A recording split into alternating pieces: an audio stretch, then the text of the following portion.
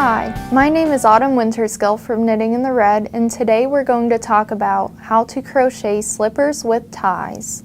A slipper is a very simple project to make, and you will be working it in rounds, starting with the bottom of the sole.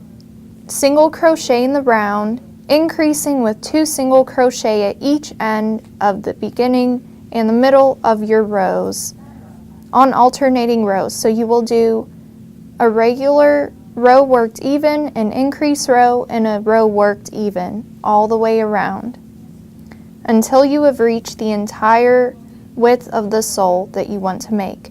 Then you will begin working rounds of double crochet stitches all the way around to fit the entire top of the foot. Then you will work short rows for the toe of your slipper. You will end by making the ties worked with chains and slip stitches. You will then be able to tie the toe area of the slipper with the ties to secure it.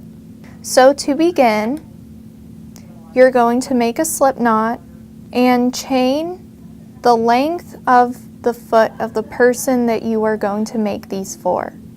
Then you are going to turn and make 2 single crochet in the first single crochet.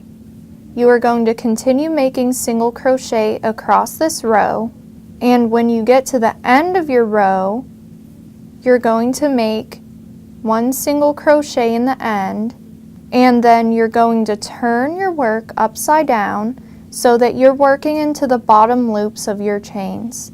So make a single crochet into this next bottom loop, so that's 2 single crochets to turn with, and then a single crochet into the bottom loop of each of the next single crochets.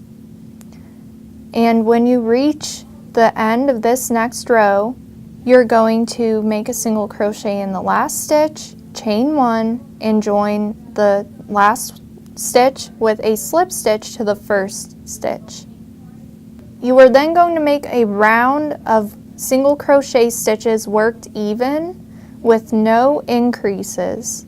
When you reach the end of your row worked even, you are then going to make a round with the increases on either end, working 2 single crochet in the first stitch and 2 single crochet in the opposite end.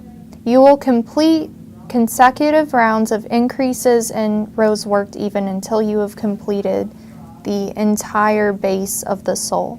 After you've completed the sole, you will move on to making double crochet stitches to form the foot.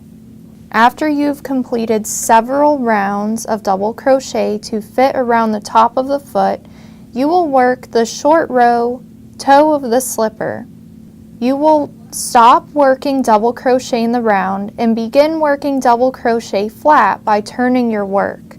So you will stop after you have made the last double crochet in the last stitch, and you will chain 1 and turn your work to begin working double crochets in the next row of your work.